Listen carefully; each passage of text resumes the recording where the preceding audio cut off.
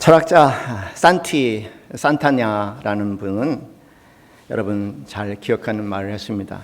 역사를 기억하지 못하는 자는 그 역사를 반복하게 될 것이다. 아마 다 들었던 이야기겠죠. 역사는 단지 기억의 사건이 아니라 그런 면에서 미래와 깊이 관련되어 있는 예언이기도 합니다. 그래서 그런지 성경은 기억하라는 단어를 자주 사용하십니다. 신명기 5장 15절 말씀에 너는 기억하라. 내가 애굽에서 종이 되었던 것을 기억하라 라고 말씀하십니다. 오늘 읽은 우리 본문도 정리를 하면은 너는 기억하라. 여호와께서 너를 어떻게 인도하셨는지를 기억하라 라고 권면하는 말씀이죠.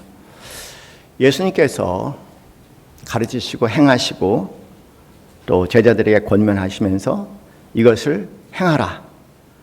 그리고 나를 기억하라 라고 누가복음 22장 19절에 말씀을 하십니다. 우리 그리스도인에게 기억이라고 얘기하는 것은 단지 과거의 회상이 아니고 우리의 정체성을 다시 한번 확인하는, 확립하는 그런 영적인 행위입니다. 그래서 저는 늘 10월 12일 모태신앙에서 태어났지만 교회를 떠나 7년 방황의 시간 끝에 극적으로 주님 만나는 그날 10월 12일을 늘 기억하고 저희 은사 되신 홍정일 목사님은 6월 24일을 늘 기억을 하세요. 그날입니다. 우리는 그날을 기억을 해야 됩니다. 그러면서 기억은 매우 중요한 영적인 행위입니다. 이스라엘 백성들은 출애굽을 기억함으로 인해서 하나님으로 말미암아 종이 아닌 자유의 백성이 되었다라는 것을 늘 감사하는 백성이 됐습니다. 우리 성찬식에 참여하죠. 성찬식에 참여할 때마다 그 성찬을 기억함으로 인해서 우리는 십자가의 은혜에 다시 서게 되었다라는 고백을 하게 되는 겁니다. 그런 면에서 기억은 단지 과거에 대한 회상이 아니라 현재를 살아내는 비밀스러운 힘이 될 수 있겠죠. 거꾸로 망각은 그런 면에서 그리스도인에게 하나님의 은혜를 가리우는 죄의 형태가 될 수 있습니다. 지난 수요일 날 6.25 75주년이었습니다. 얼마나 많은 사람들이 기억하는지는 모르겠지만 국가적인 행사에서도 6.25는 더 빠져나가기 시작한 것 같아요. 역사는 반면 교사죠. 배울 것이 아주 많습니다. 6.25를 생각해 본다면 북한 정권의 정체성과 실체에 대해서 많은 것을 깨달을 수 있습니다. 단지 우리가 생각하는 북한은 공산사회주의 국가가 아니고 조선시대의 왕보다 더 지독한 공산주의란 이름만 빌렸던 일종의 왕조 독재 체제입니다. 그것이 북한 정권의 정체성이고 실체입니다. 그래서 그들은 그 왕권이 유지되고 세습되는 한 어떤 형태의 악행도 저질 수 있는 그런 끔찍한 정권입니다. 그 정권과 대화를 나누고 타협한다는 것은 저는 개인적으로 정말 몰라도 한참 모르는 사건이라고 생각을 합니다. 안타까운 것은 6.25 때가 되면은 우리 학창시절 때 노래를 부르잖아요. 6.25의 노래. 이지랴. 어찌 우리 그날을. 그렇죠?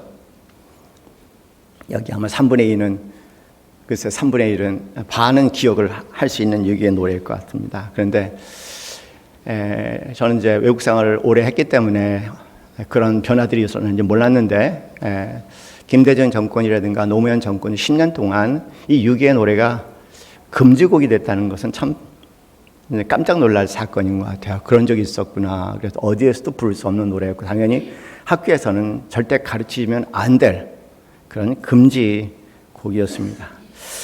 어느 날 어느 행사에 6.25의 노래가 나와서 듣게 되다가 가사가 너무 다른 거예요. 내가 들었던 가사하고 너무 달라서 이거 뭐지? 왜 6.25의 노래가 이렇게 됐지? 그런 생각을 하게 되면서 6.25의 노래가 어떻게 이런 가사로 바뀌었는지를 알고 싶었어요. 그 찾는 과정 가운데 그 개사가 됐다는 것을 알게 되었죠. 그 내용은 뭐냐면 6.25는 남침해 사건이 아니라는 것, 북에서 남을 침범한 남침해 사건이라는 것을 지우기 위해서 의도적으로 개사를 했는데 그건 역사를 분명히 왜곡한 잘못된 역사이기 때문에 개사가 아니라 개약이라고 저는 생각합니다. 왜냐하면 가짜이기 때문에 그런 거죠. 기억해야 할 것들이 많습니다.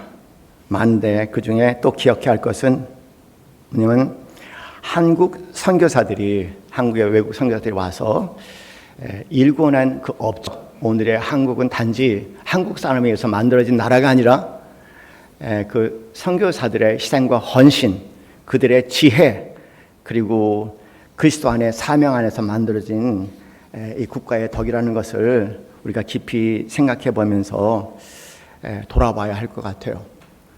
대한민국은 대한민국이 아니라 인문학자들이 만든 대한민국이 아니라 정치꾼들이 만드는 것이 아니라 박정희 대통령이 만든 나라가 아니라 또 민주투쟁하는 사람들에 의해서 만들어진 나라가 아니라 대한민국의 뿌리는 한국에 오신 선교사님들이 복음의 씨앗 그리고 그들의 지혜로운 가운데 터전이 마련됐다는 사실을 남은 몰라도 우리 기독교인들은 반드시 기억을 해야 될 겁니다.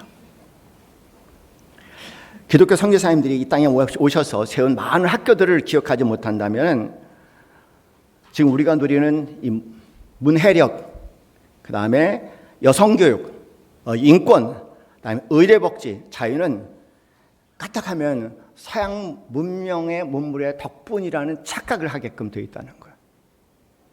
절대 그렇지 않다는 것에 대해서 우리는 마음에 새롭게 각인을 해야 될 시간이 온 것 같습니다. 진실은 우리가 누리는 모든 혜택의 근간에 복음의 몸짓으로 흘러들어온 선물이었다는 사실을, 은혜였다는 사실을 자꾸만 우리는 되새겨야 할 것 같아요. 한국은 조선 말기에 참 비참한 지경에 이르렀습니다. 상상을 못할 비참한 지경에 이르렀습니다. 조선 말기에 한국의 현상은 1800년대에 들어오면서 내적으로나 외적으로나 많은 어려움들이 있었습니다. 내적으로는 정치적인 무능과 부패 원상이었습니다.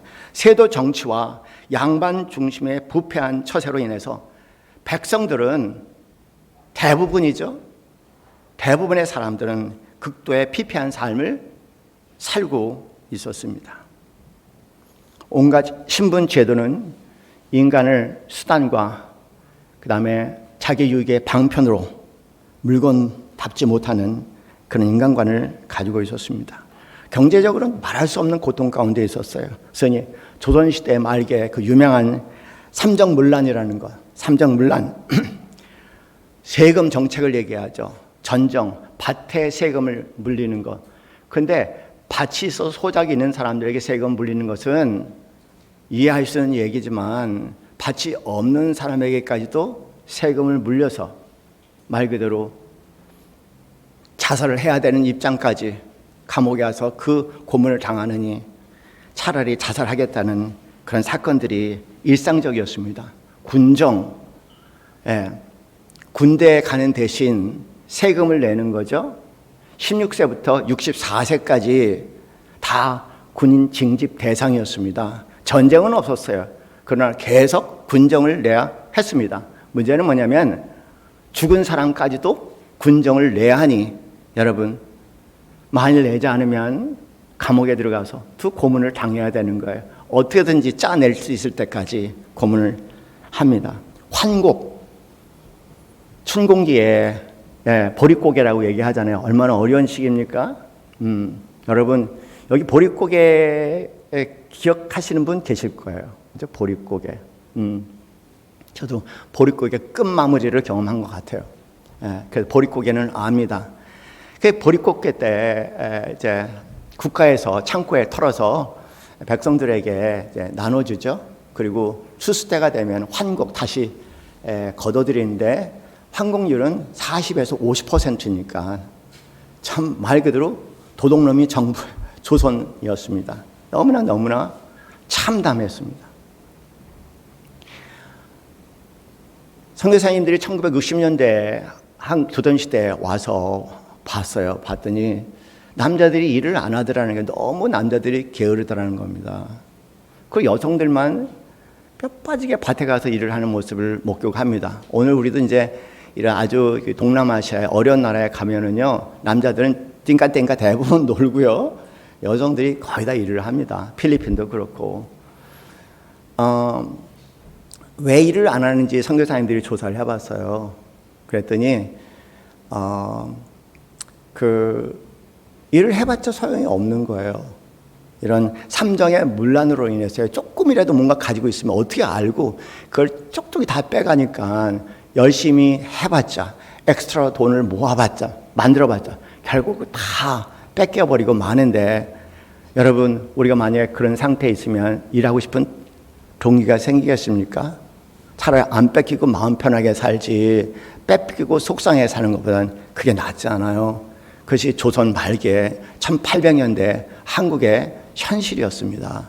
그래서 선교사님들이 그렇구나, 남자들이 일을 하지 않는 이유가 그것이구나 이해를 하게 됐습니다. 그러나 생계를 유지해야 되니까 그 생계는 전적으로 여성 편이었는데 막일을 하는 거죠. 험한 일을 하는 거죠. 부끄럽고 창피한 그런 일을 하는 거죠.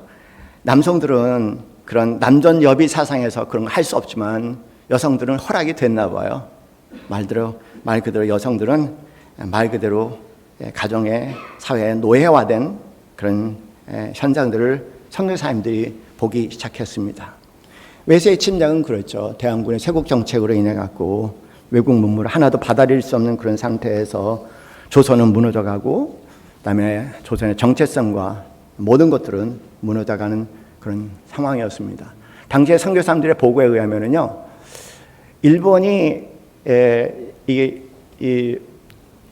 조선이 일본에게 자치권을 뺏기게 될 때 백성들은 아무도 관심이 없었대요. 왜냐하면 어차피 그다음 조선 정치권 안에 박탈된 대로 피폐하게 살았기 때문에 차라리 뭐가 바꿔진다면 희망이나 있지 않을까, 그런 생각을 할 정도로 외세가 아니라 내부에서 일어나는 부패는 상상을 초월하는 그런 일이었습니다. 그래서 관심 없을 때 우리가 흔히 알고 있는 이제 애국을 하시는 사람들은 누구 뭐냐면 기득권의 사람들이었습니다. 두 부류의 사람들이었기 때문에 뭐냐면 기득권의 양반 가운데 그나마 정부에서 뭔가 연결을 해서 권세와 부를 누렸던 사람들의 일부가 반기를 들었고요. 그렇지 않으면 기독교인들이 기독교 가치관에 근거해서 이건 아니다고 반기를 들었죠. 그 유명한 이제 안청원 선생이라든가 또는 이제 뭐 많은 독립투사들이 대부분 그런 기독교 지성인들이었습니다. 김구 선생도 마찬가지였고, 그런 상황에 서양의 선교사님들이 대한민국에 복음을 들고 들어왔습니다. 그 서양의 선교사님들의 복음의 핵심은 아주 간단해요. 예수님께서 이 땅에 오셔서 사명 선언문을 했죠. 내가 이 땅에 와서 할 일은 이거다. 그래서 위대한 사명 선언문이 누가복음 4장 18절 19절입니다. 머리가 나빠서 저는 4.19 선언명이라는데 왜 4.19라면 누가복음 4장 18, 19였기 때문에 4.19는 기억하잖아요. 그래서 연결해서 이제 암송하려고 이렇게 머리 나쁜 사람 애를 쓰거든요. 머리가 나쁘면 재즈라도 부려야 되는데 난 그런 재즈는 부릴 수 있나 봐요. 그래서 이제 누가복음 4.19 혁명, 그렇게 예수님의 위대한 혁명 선언문이라고 생각하는데, 주의 성령이 내게 임하셨으니는 가난한 자에게 복음을 전하게 하시려고, 잘 들어봐야 될, 가난한 자에게 복음을 전하게 하시려고 내게 기름을 부으시고, 오늘 기독교인들이 귀담아 들어야 할 내용입니다. 나를 보내서 포로된 자에게 자유를, 눈먼 자에게 다시 보게 함을 전파하기 위하여, 전파하며 눌린 자를 자유롭게 하고 주의 은혜를 전파하게 하려 하심이라. 아주 분명히 예수님의 사명 선언문입니다. 오늘 한국 기독교 얼마나 잘못되어 있냐면 기독교가 마치 잘 먹고 잘 사는 것처럼 왜 오고 오게 돼 있다는 거예요. 보수 교회일수록 이런 상황이 너무나 강해요. 이 부분에 대해서는 깊이 회개해야 될 부분입니다. 분명히 예수님께서 이 땅에 오셔서 우리에게 보여주시고 살아내시고 가르치신 내용은 이 내용입니다. 주의 성령이 내게 임하셨으니 이는 가난한 자에게 복음을 전하게 하시려고 내게 기름 부으셨다. 그런 사명에 서구 서양 선교사님들이 이 땅에 오셨습니다. 단지 복음뿐만 아니라 복음의 능력까지 함께 가져왔죠. 복음이 중요한 것은요, 이 복음 안에는 인간관과 신관이 담겨져 있다는 거예요.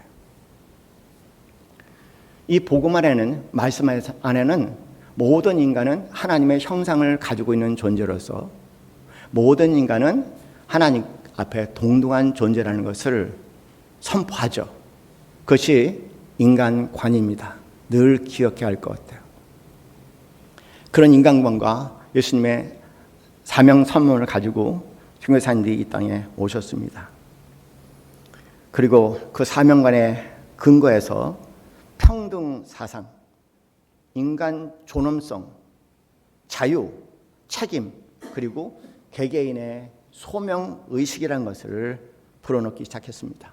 노비도 여자도 어린아이까지 하나님의 자녀라는 사실, 모두 다 존중해야 할 하나님의 귀한 형상이라는 사실을 계속 가르쳤습니다. 여러분, 이게 조선시대에 얼마나 큰 파문을 일으킬 수 있는 혁명이었는지 아마 조선이 권력과 힘을 가지고 있었다면 절대 용납할 수 없었을 겁니다. 근데 신묘막측하게 조선은 힘을 잃고 있었던 시대이기 때문에 오히려 그런 기독교인들에게 도움을 받아야 할 묘한 이상한 환경으로 바뀌고 말았어요.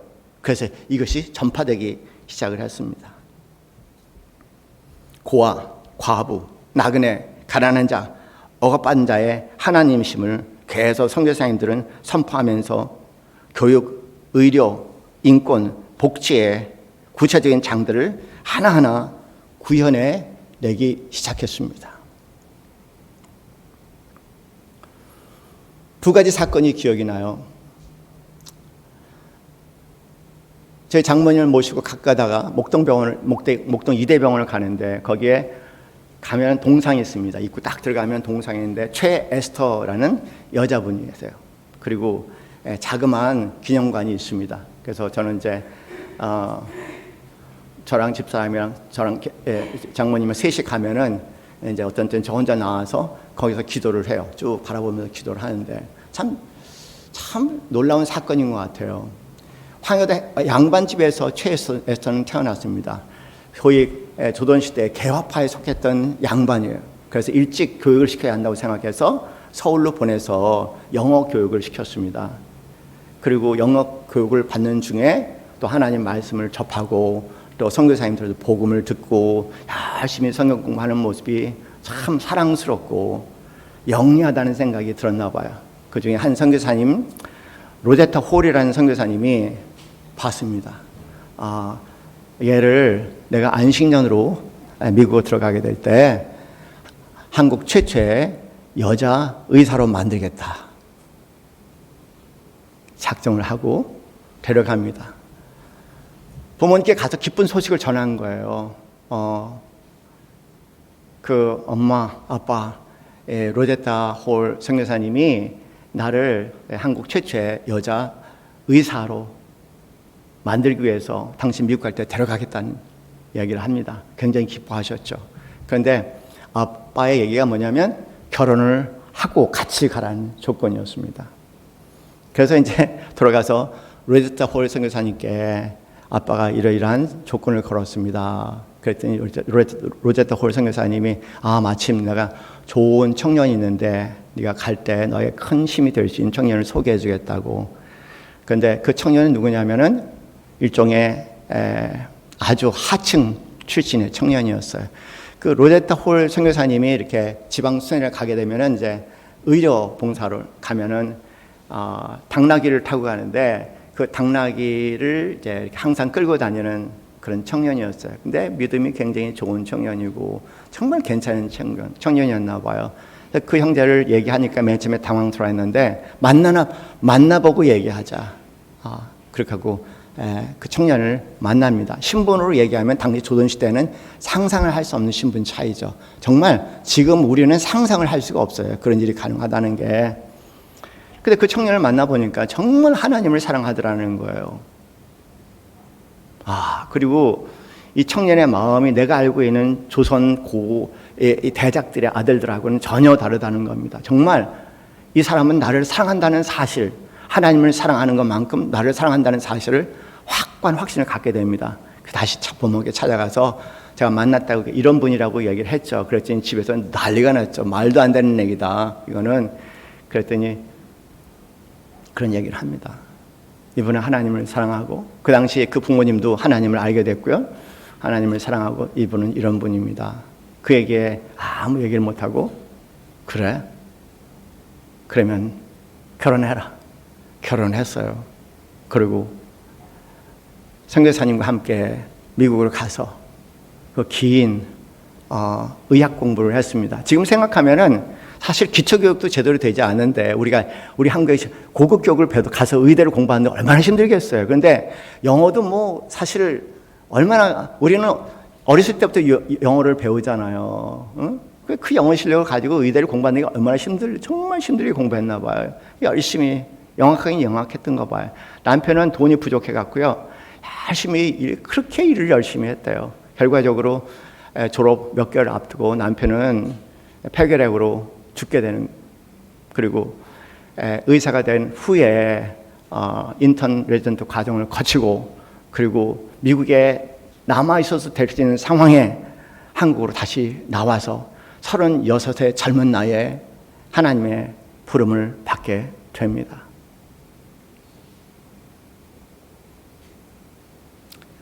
그런 정신이 오늘 우리 기독교인들의 우리 자신의 모습을 생각하고 한다면 숫자는 많지만 오합지졸의 투성이고요. 그 당시에 숫자는 적다 할지라도 그 적은 숫자가 민족과 국가의 새로운 기반이 됐다는 것을 생각해 봐야 할 것 같아요. 지금도 전라도의 어느 교회에 가보면 그 교회 기념관으로 남아있죠. 대골 같은 양반집 주인인데 거기에 노비들이 있죠. 근데 주일이 되면 다 찬송가 성경책 들고 같은 교회 가서 같은 공간에서 찬양하고 기도하고 예배드리고 양반 고관 대작 양반이 앉아 있는데 노비가 가서 대중 기도를 하고, 여러분 상상해 보세요. 상상해 보세요. 그것이 기독교였습니다. 지금 다 그냥 잘 먹고 잘 사는 것에 집착하는 기독교예요.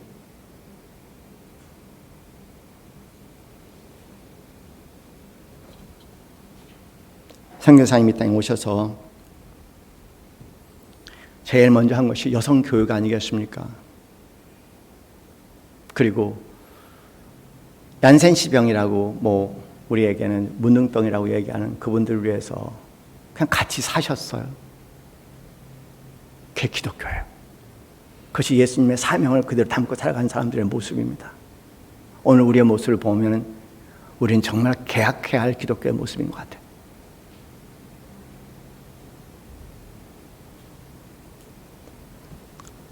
서울대를 빼놓고 연세대학교 의과대학, 고려대학 의과대학 다 선교사님들이 세우는 학교들입니다. 제가 선교사님들이 1888년부터 1930년까지 세우는 학교들을 세워봤어요. 그랬더니 전국에 140개의 학교를 세우셨더라고요.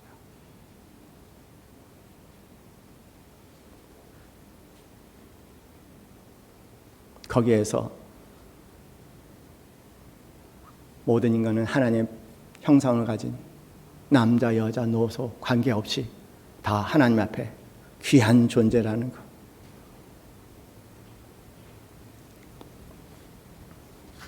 한글 성경을 번역하면서 드디어 한글이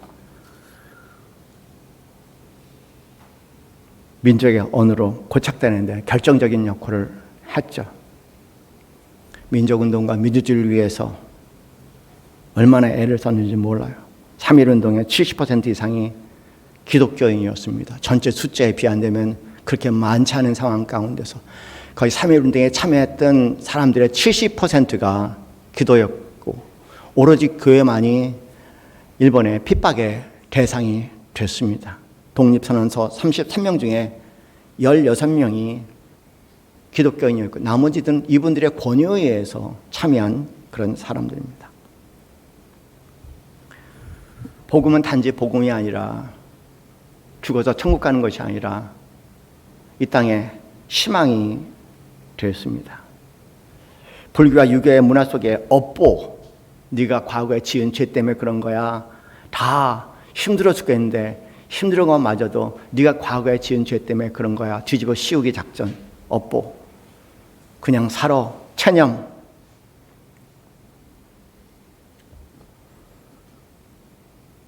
이런 세계관, 아주 철저하게 문드러진 세계관을 기독교가 들어오면서 무너뜨리기 시작했습니다. 예수 그리스도를 믿고 새 사람이 될 수 있다는 희망. 그 희망 가운데 신분에 관계없이 새로운 희망을 가지고 대한민국을 일구기 시작했습니다. 이것이 오늘 대한민국이 경이로운 나라가 된 근초이죠. 대한민국은 아주 경이로운 나라예요, 지금은. 십자가의 복음과 주가던 나라였는데 조선 말기 십자가의 복음과 그 다음에 십자가 안에서의 존엄성과 자유, 그 다음에 해방의 기쁜 소식, 그 과정을 통해서 75년 만에, 한 세기도 아니에요. 100년도 아닙니다. 75년입니다. 1950년대 6.25 이후에 참담하게 아무것도 남지 않은 것, 저 뒤에 가보시면 아실까? 아무것도 없어요. 그런 참담한 나라가 2025년이니까 75년 만에 불과 한 세기도 되지 않은 사이에 세계에서 가장 빠르게 복음화된 나라, 앞으로는 없을 거예요. 세계 제2의 선교국, 제2의 선교국이 됐다는 얘기는 그만큼 위상이 있기 때문에 가능한 일이죠. 우리나라의 돈의 가치가 있기 때문에 선교할 수가 있는 거예요. 민주주의, 경제발전, 교육 수준이 폭발적으로 성장한 나라입니다. 어떻게 그런 일이 있을 수 있을까? 군사력이 세계 5위래요. 정말 믿어지지 않는 수치예요. 대한민국의 군사력이 세계 5위랍니다. 일본보다 앞서 있어요. 경제력과 군사력을 합쳐버리면은 순위를 매겼더니 딱 한국이 전 세계 10위입니다. 젊은 사람은 어떻게 느낄지는 모르겠지만 최소한도 저보다 좀 어린 분들, 제 위에 분들은 정말 믿기기 어려운 사건이에요. 어떻게 그럴 수가 있을까? 어떻게 그럴 수 있을까? 저는 아직도 기억하거든요. 어렸을 때 제일 맛있는 것이 미국 짬밥이라고요. 미국인들이 먹고 남은 밥들을 더 이렇게 큰 도라문통에 버리거든요. 그러면 그거 갖다가 또 다시 한번 끓여서 먹는 거. 와, 거기다 가끔가다 소세지가 나오는데 너무너무나 맛있어요.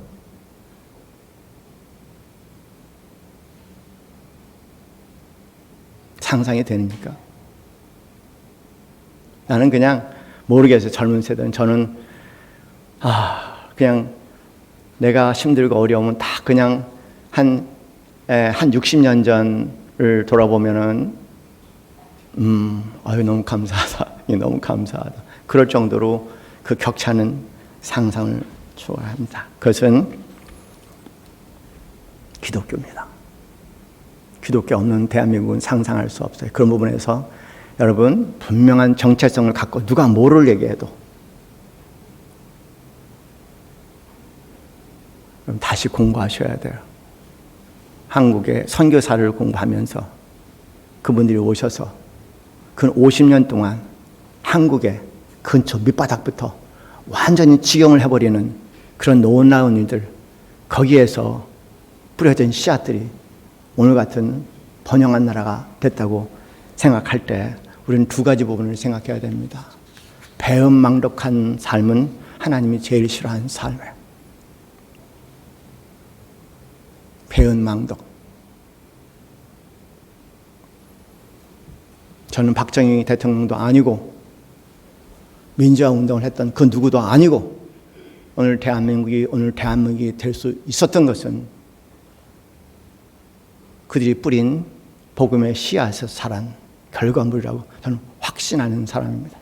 제발 제가 좀 험한 용어를 써서 죄송하지만 개소리 좀 그만하세요. 좌우 아니에요. 성경 말씀에 좌로나 우로나 치우치지 말라고 그랬죠. 좌우 아닙니다. 복음의 능력입니다. 제가 한 젊은 친구하고 얘기를 나누는데요. 무슨 얘기를 하다가 그런 얘기를 했어요. 무아라는 단어는 말장난이다 그랬습니다. 무아라는 단어는 말장난이다. 왜냐하면 무아라는 것도 내가 무아라는 것을 알기 때문에 무아라고 하는 거 아니냐. 그 얘기는 내가 있다는 얘기가 아니냐. 그래서 무아는 말장난이지. 불교, 힌두교 이런 데서 종종 무아라는 용어를 쓰는데 말도 안 되는 모순이다. 무아는 최소한도 내가 있기 때문에 무아라는 느낄 수 있는 거다. 그렇게 얘기를 했어요. 그랬더니 이 친구가 왜 그런지 발칵 화를 내더라고요. 그러면서 기독교와 불교 그리고 힌두교의 차이가 뭐예요? 그렇게 물었습니다. 그래서 내 경험을 돌아보고 성경을 돌아볼 때 기독교는 그냥 은혜고 불교나 또는 힌두교나 타 종교는 수행이야. 긴 수행의 과정을 거쳐서 어떤 영적인 절정의 상태에 도다르는 거지. 부처도 그렇게 얘기하는 것처럼. 근데 기독교는 긴 수행이야. 어느 날 느닷없이 딱 하나님께서 오셔서 내가 하나님이다 알려주셔갖고 거기에 이런 말할 수 없는 은혜를 경험하면서 무릎 꿇는 거, 그 무릎 꿇음의 삶이 기독교야. 그래서 기독교의 삶은 그래서 은혜라고 얘기하는 거야. 예를 들어서 내가 병상에 누워서 너무나 아프고 고통스러워서 기도는커녕 생각도 할 수 없는 온몸의 육신의 고통 가운데 사로잡혀 있을 때 갑자기 느닷없이 하나님께서 내 삶에 찾아오셔서 내가 하나님이야. 그 하나님 만나면서 육신의 고통이 한순간 사라지면서 오 하나님이시구나. 내가 경험한 분이 하나님이시구나. 확실히 인정하게 됐으니 그건 나와 아무런 관계없는 하나님의 일방적인 선물이었죠. 그래서 저는 은혜라고 얘기합니다. 개인적인 얘기가 아니라 성경에 바울이라는 사람인데 그분은 오히려 나보다 더 하나님을 대적하고 또 예수 그리스도를 믿는 사람들 핍박하기 죽이기 위해서 나가다가 뜻밖의 하나님을 만났으니 계획과 아무 관계없이 하나님께 일방적으로 오셔서 베푸신 선물, 은혜. 그래서 기독교는 은혜 외에는 할 말이 없다. 그냥 기독교는 은혜입니다. 사랑하는 성도님들 꼭 기억하세요. 은혜 외에는 할 말이 없어요. 기독교는요. 여러분의 행위와 아무런 관계가 없습니다. 당신 스스로 원인에 대해서 우리가 모르는 계획 가운데 하나님께서 우리를 부르셨기 때문에 우리가 하나님께 나올 수 있는 것이죠. 똑똑해서 나올 수 있는 것도 아니고 그러면 얼마나 많은 사람이 나왔겠습니까? 부자에서 나올 수 있는 것도 아니고 그렇다고 얼마나 많은 사람이 또 나왔겠습니까? 그건 아니잖아요. 그냥 하나만 기억하세요. 은혜입니다. 그래서 은혜라고 얘기했더니 그 친구 갑자기 또 푸르륵 화를 내면서 하는 얘기가 그러면 성폭행을 하고 살인을 하고 그리고 종신형을 받아서 감옥소에 들어가는데 그 사람에게도 하나님의 은혜가 딱 그렇게 올 수 있어요. 오지.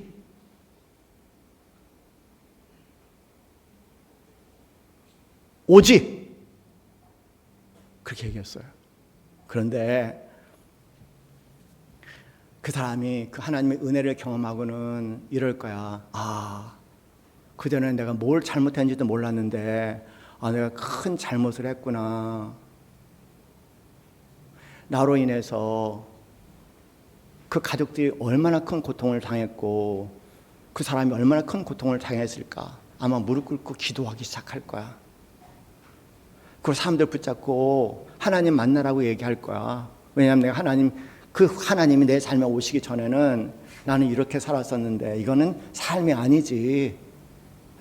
이제 우리가 이렇게 살아야 되지 않겠어? 그런 측면에서 사람들에게 감동을 줄 수 있는 삶을 살겠지.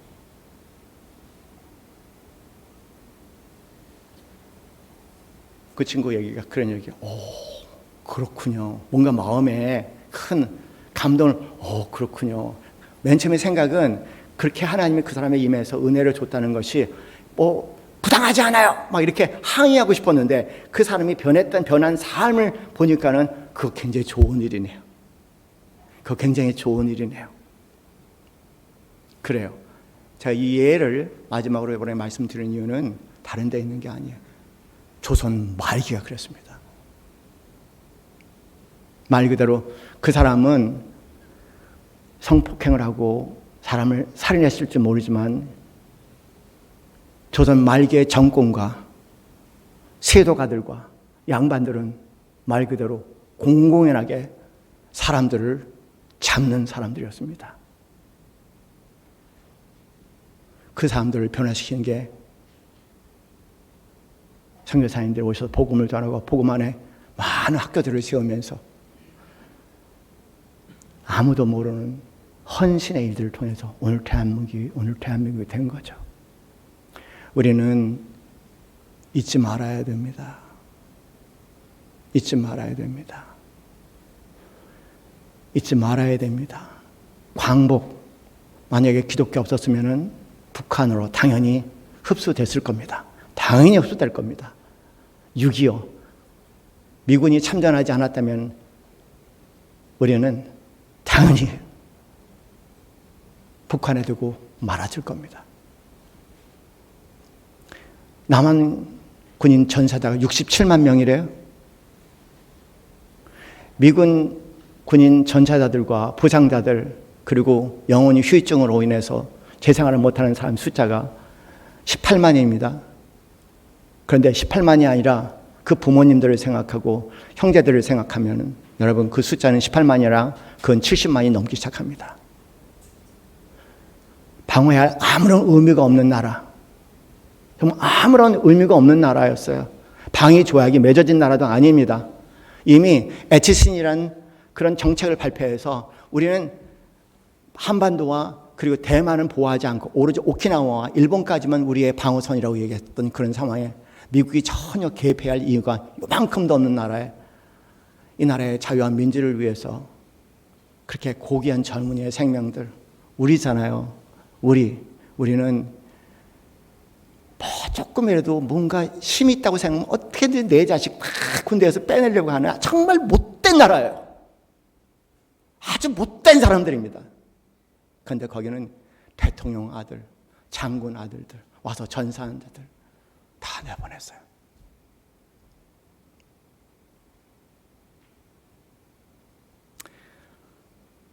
여러분 주보안을 보시면 6.25 때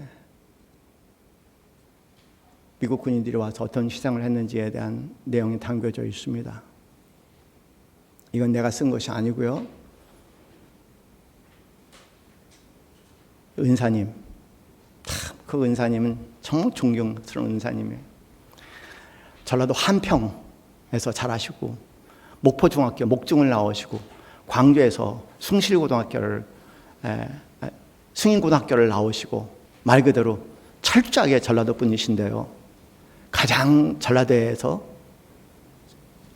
신라를 비판을 하시는 분입니다.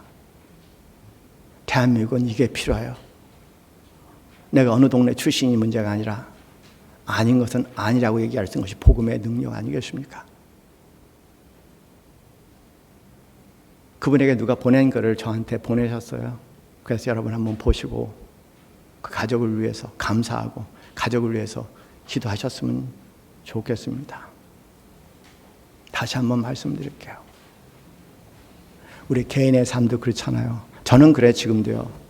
내 삶에 주님이 오지 않으셨으면 여러분 생기긴 이렇게 곱상하게 생겼는지 안 생겼는지는 모르겠지만은 술은 되게 좋아했던 사람이에요.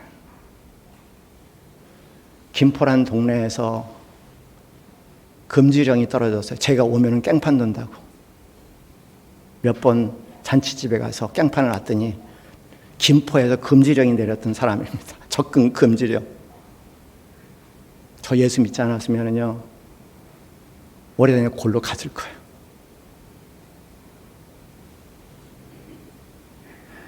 저는 알아요.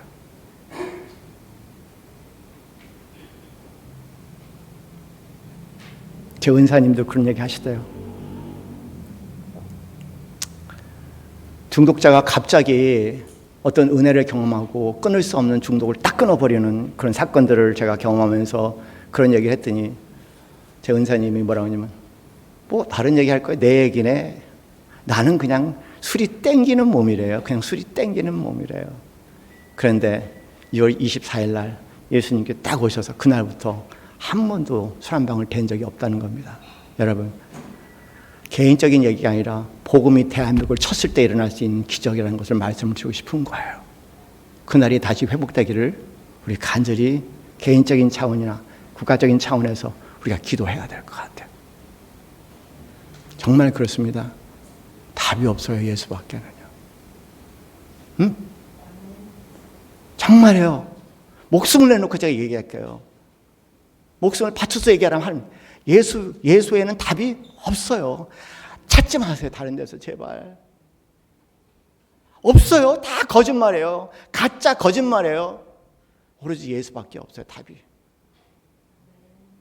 대한민국의 모든 사람들이 그 은혜 가운데 세워지기를 위해서 우리가 기도해야 될 것 같습니다. 우리 함께 찬송하겠습니다. 586장 어느 민족 누구에게나 함께 찬양하겠습니다.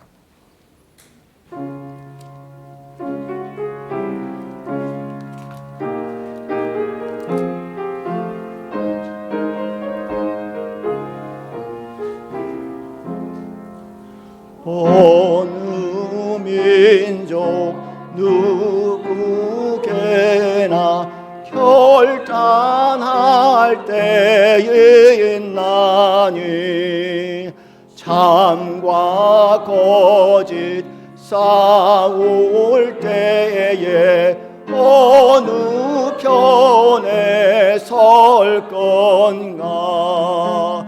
주가 주신 새 목표가 우리 앞에 보이니 빛과 어둠 사이에서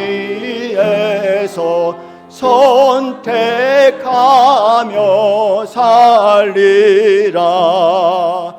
고상하고 아름답다 진리 편에 사는 일. 진리 위에 억압받고 명예이익 잃어도 비겁한 자 물러서나 용감한 자 고세게 낙심한 자 돌아오고 그날까지 서리라. 순교자의 빛을 따라 주의 뒤를 쫓아서 십자가를 등에 지고 암만 향해 가리라. 새 시대는 새 사명을 우리에게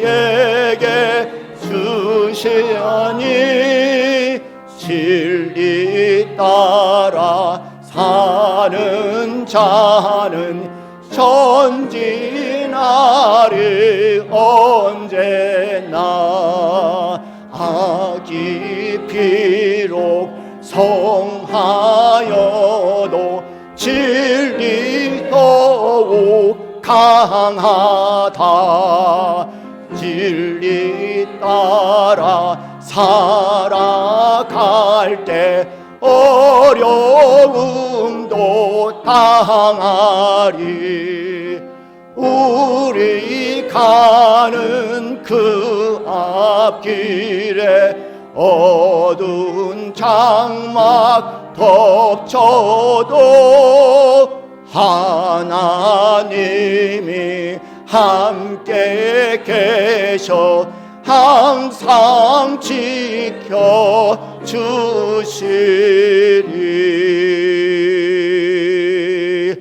아멘.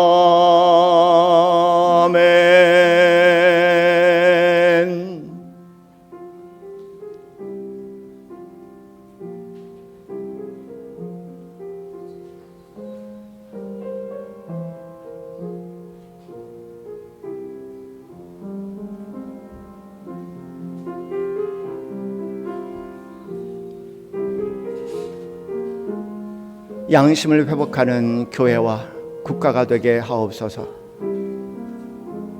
양심을 회복하는 민족이 되게 하옵소서. 양심을 포기하는 교회와 국가는 오로지 비겁자만이 승할 수 있는 세계요, 강한 것 같지만은 결코 강하지 아니한 쇠약한 결말이 될 것입니다. 주여, 우리를 오래전에 부르셨습니다. 그냥 살라고 부르신 것이 아니라 주님께서 사셨던 것처럼 우리를 살려고 부르셨습니다. 내 비록 조롱과 핍박을 당하여도, 내가 비록 순교의 자리에 산다 할지라도 주님 편에 끝까지 설 수 있는 은혜를 허락하여 주시옵소서. 우리의 연약함을 아시는 주님, 성령의 기름을 부으사 우리의 연약함을 이길 수 있는 하나님의 능력으로 이 시대의 소명을 잘 감당할 수 있는 이 시대의 하나님의 병사요,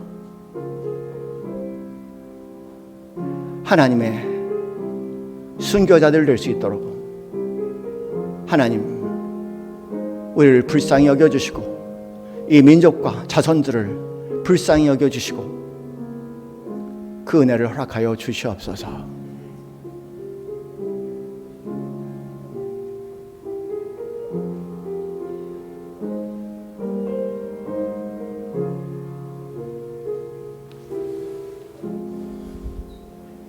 이제는 우리 주 예수 그리스도의 그 크신 은혜와 하나님 아버지의 지극하신 사랑과 성령님의 교통 교감하심이